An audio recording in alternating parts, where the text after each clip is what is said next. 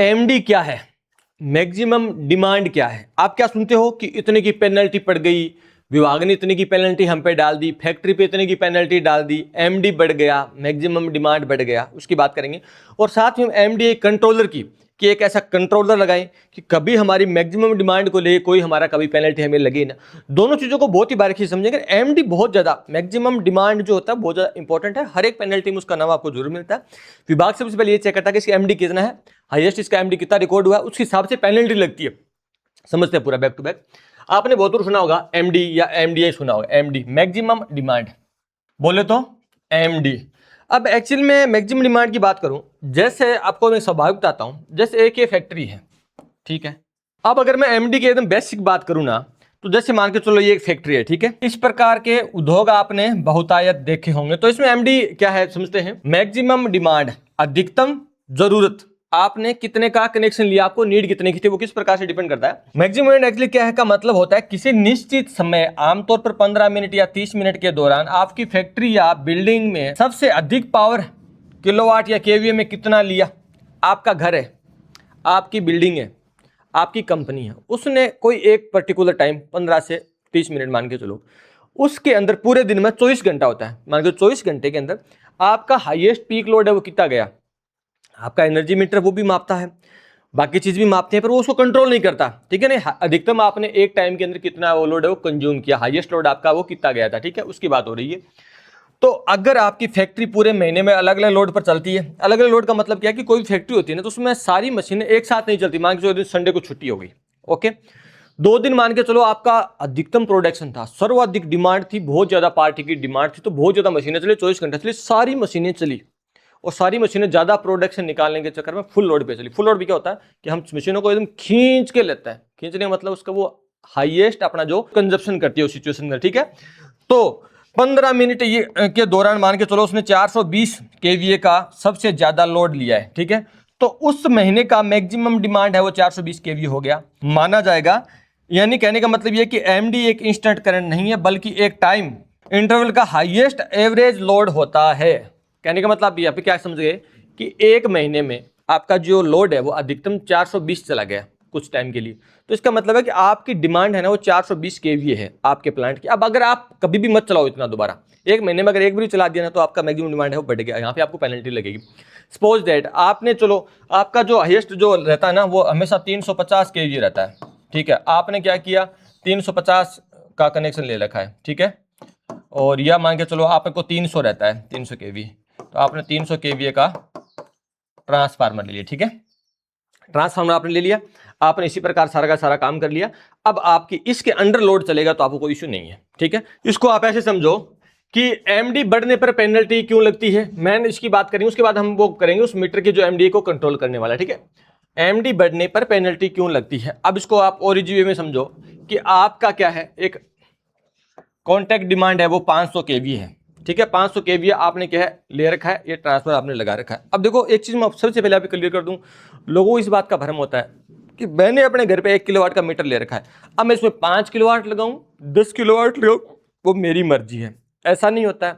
किसी ने फैक्ट्री लगा ली, इलेक्ट्रिसिटी कुआं नहीं है, इलेक्ट्रिसिटी कोई समंदर नहीं है कि वो कितना ही आप मीटर लगा कितना कंजप्शन आप कर लो, ऐसा नहीं होता है। इलेक्ट्रिसिटी एक फिक्स बनती है। सोर्स क्या होता है, हाइड्रो से बन गई, थर्मल से बन गई, सोलर से बन गई, या फिर अपन ले सकते हैं विंड से बन गई, ठीक है, विंड टर्बाइन बन गई। आजकल एक दो छोटे छोटे और साधन भी आ रखे। इलेक्ट्रिसिटी बनी, समझने की बात यह है कि इलेक्ट्रिसिटी कहाँ बनी, जहां आपका पावर स्टेशन है जहां बनी, उसके बाद उसका ट्रांसमिशन हुआ, डिस्ट्रीब्यूशन सबको बटी। तो ऐसा बढ़ता है कि कितना डिमांड है, कितने लोगों को कितनी चाहिए, लोगों को घर पे इक्विपमेंट कितने लगे, उस हिसाब से ट्रांसफार्मर मिलता है हमेशा। ट्रांसफार्मर जो मिलता है ना,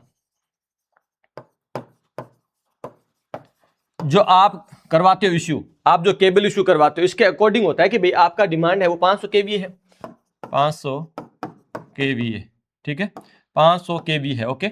500 केवी के अकॉर्डिंग इसमें लोड चलाओ, कोई दिक्कत नहीं है। अब आप अपनी मर्जी से इसको 1000 केवी चलाने लग गए, तो बाकी फैक्ट्री है उनके सबके लाइट है वो डीप हो जाएगी, सपोज दैट, ठीक है।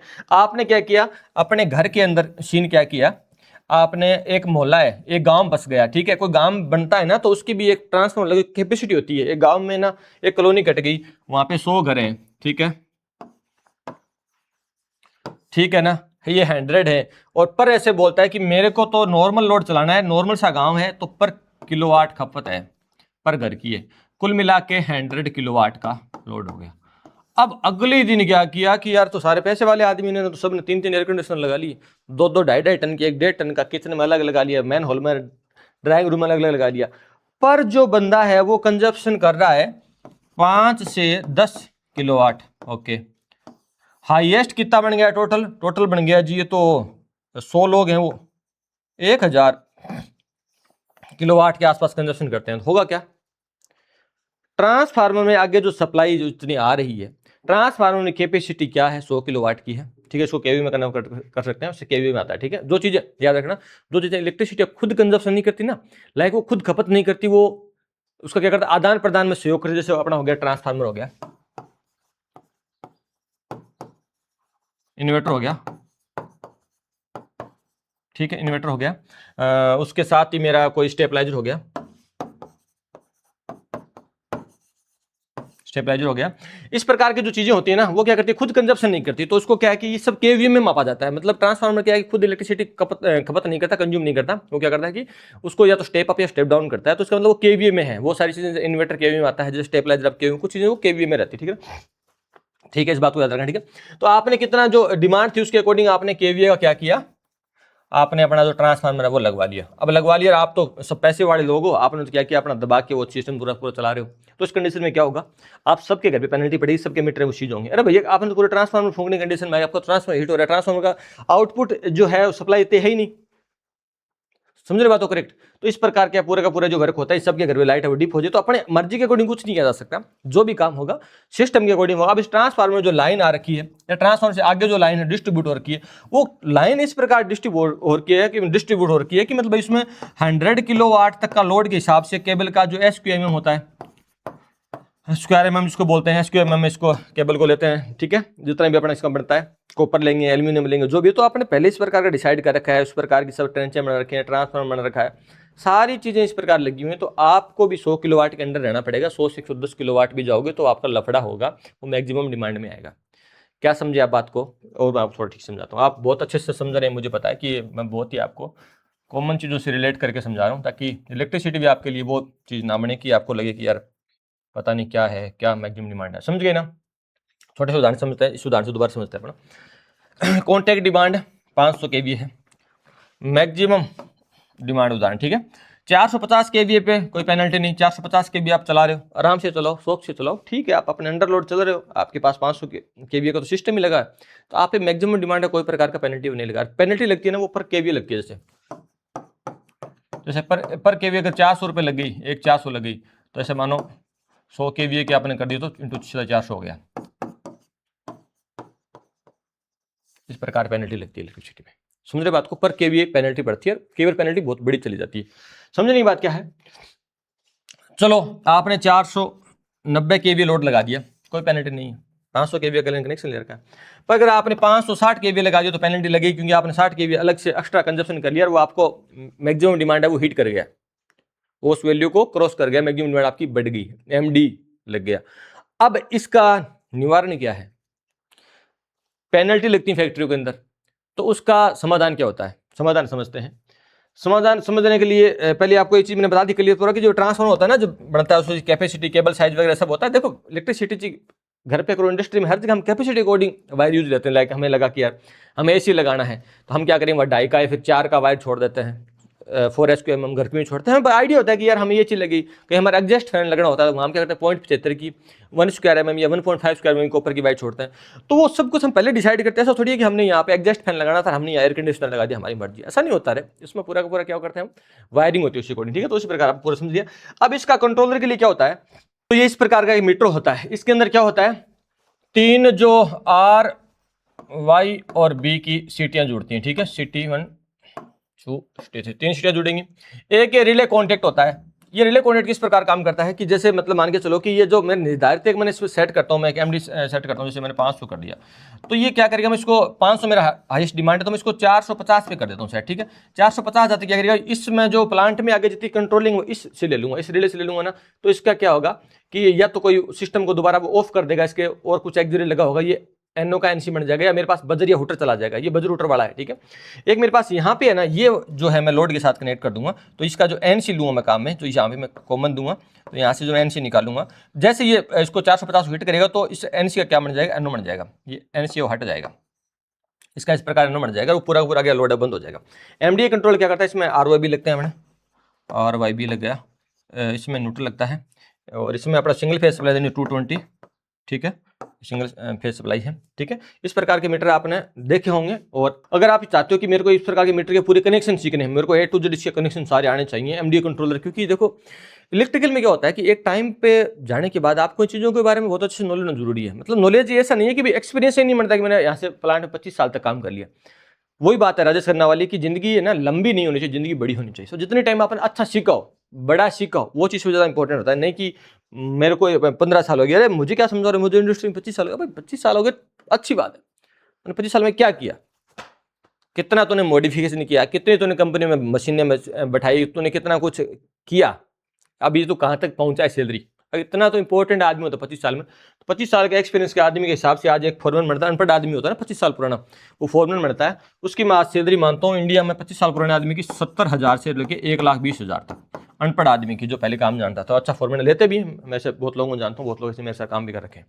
अगर आप यहाँ पे हो तो ठीक है, आपने बहुत अच्छा काम किया। अगर आप 25 साल काम करके भी अगर आप यहाँ हो 25 से 40 के फेज में हो, तो मैं बता रहा हूँ आपने कुछ किया नहीं, या तो आपने टाइम पे रिस्क नहीं लिया, या आपने टाइम पे सीखा नहीं, या आपने टाइम पे कंपनियां चेंज नहीं मारी, आपने अपने साथ धोखा किया है। आप किसी न किसी सेठ के प्रति, किसी न किसी मालिक के प्रति बहुत तकड़े वफादार रहे, और आपकी वफादारी का कोई सर्टिफिकेट नहीं मिलता है। आपके बच्चों का जो भविष्य है और आपका भविष्य तय करता है कि आप कितना अच्छा मोटा कमा रहे हो, सिर्फ वो बात डिपेंड करता है। मैं यहाँ पे बोल रहा हूँ, इस चीज़ों का कोई महत्व नहीं है।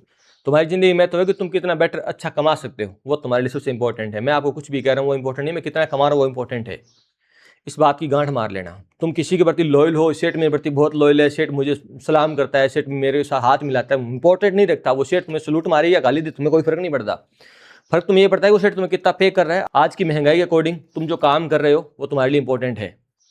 इस बातों पर आपको ध्यान देना जरूरी है। ऐसा नहीं कि मैं ताउम्र इसी चीज पे लेके बैठा रहा हूँ, ठीक है ना। तो इस बात को मेरा हमेशा याद रखना। ऐसा नहीं कि तुम बातों मात्र से खुश हो और तुम चीजों को सीखना बंद कर दो। तो ये आपको इस प्रकार का दिख रहा है ना मीटर, अगर आपको उसको पूरे कनेक्शन सीखने, बस आपको साथ में अभी कनेक्शन सीखने, मेरे को अभी जस्ट राइट नाउ उसके कनेक्शन भी करने आने चाहिए कि मेरा MDA कंट्रोलर MDA कंट्रोल करे और मैं वो मॉडिफिकेशन मेरी कंपनी में कर सकूं। मैं अपने सेटों को बोलूं कि सर मैं इसका मॉडिफिकेशन करता हूं। और बहुत जितने भी टाइप के मीटर्स हैं, जैसे इसमें मुख्यतः आता है पावर फैक्टर कंट्रोलर आता है, एक हमारा ट्रांसफार्मर टेप चेंजर इसके अंदर, एक इसमें अपने जो स्टार्टर सारे आते हैं बेसिक जिसको काम आना चाहिए, ट्रबल शूटिंग सभी टाइप की, उसमें इन्वर्टर के सारे कनेक्शन, जिसमें पैनल की प्रॉपर वायरिंग, पैनल को चेक करना, एडवांस पैनल की वायरिंग, जैसे उसके बाद अपना जितना आता है ना प्रोक्सीमेट्री सेंसर SMPS, उसका आपको नॉलेज होना बहुत जरूरी है। मैं MD कंट्रोलर की बात करूँ, आपको इसमें मेगर से मोटर चेक करना, मोटर की प्रॉपर फॉल्ट फाइंडिंग सारी टेस्टिंग करना, आपको इंडस्ट्री में सारे प्रकार का फेज सीक्वेंस का पता होना चाहिए, चेंज करना आना चाहिए, उस मीटर का कनेक्शन होना चाहिए, सभी प्रकार की आपको अर्थिंग आनी चाहिए। उसके बाद आपको, मैं मीटरों की बात करूँ ना, तो एक तो आपको 3 फेज जो एनर्जी मीटर है उसके लगाने के अच्छे खासे पैसे मिलते हैं, 2500 से 3,000 रुपये हर कोई आपको देता है। एक तो इस मीटर के से आप बहुत अच्छे सीखना, ठीक है। और उसके साथ एक आपको 3 फेज मल्टी फंक्शन मीटर आपको बहुत ज़्यादा देखने को मिलते हैं इंडस्ट्री के अंदर, तो उसका आपका कनेक्शन बहुत जरूरी है। उसके बाद आपको 3 phase ampere meter, volt meter और मल्टीपल जो अपने जो स्विच आते हैं, उसके साथ में MDA कंट्रोलर की बात करूँ ना, तो ये जो मेरा MDA कंट्रोलर है ना, इसके कनेक्शन है ना, इस वीडियो के अंदर आपको बहुत अच्छे से मिल जाएंगे। अपना जो फील्ड टू फैक्ट्री कोर्स के अंदर इसमें काफी जो इसी प्रकार वीडियो MD कंट्रोल है, RTD थर्मोकपल कंट्रोल, इसका फुल प्रैक्टिकल है। मतलब जो मीटर मैंने आपको दिखाया था ना, तो उस मीटर के कनेक्शन बहुत अच्छे से MDA कंट्रोलर वाले वीडियो में आपको अच्छे से मिल जाएंगे। 32 मिनट का एक वीडियो वहाँ पे, उसको देख के आप आराम से वो इस मीटर के वो कनेक्शन कर सकते हैं, ठीक है। मैं एक field to factory master course बनाया, मैं ये नहीं करूँ सब खरीदो, मैं कहता हूँ कुछ बच्चे वो खरीदो जो लालसाबाजी की यार कुछ करना है इस डिपार्टमेंट में, इलेक्ट्रिशियन कुछ उखाड़ना है, कुछ कमाना है, तो उनके लिए है कि स्पेशल इसका जो वीडियो वहाँ पे देख लेना। बाकी आपको MD कंट्रोल अच्छे समझ में आ गया। और टूच अटैक को सब्सक्राइब करके रखना, क्योंकि देखो मेरा हर कोई वीडियो ये रहता है एक्चुअली में इंडस्ट्री में क्या होता है, कॉन्ट्रैक्टर में किस प्रकार लिए जाते हैं और किस प्रकार हम आगे इसमें बढ़ सकते हैं, कैसे ज़्यादा कमा सकते हैं। मेरा इस डिपार्टमेंट में हमेशा मोटिव रहा था कि इस डिपार्टमेंट में मेरे को हमेशा से बहुत पैसे दिखे थे। मैं पढ़ाई के दौरान मेरा फिक्स था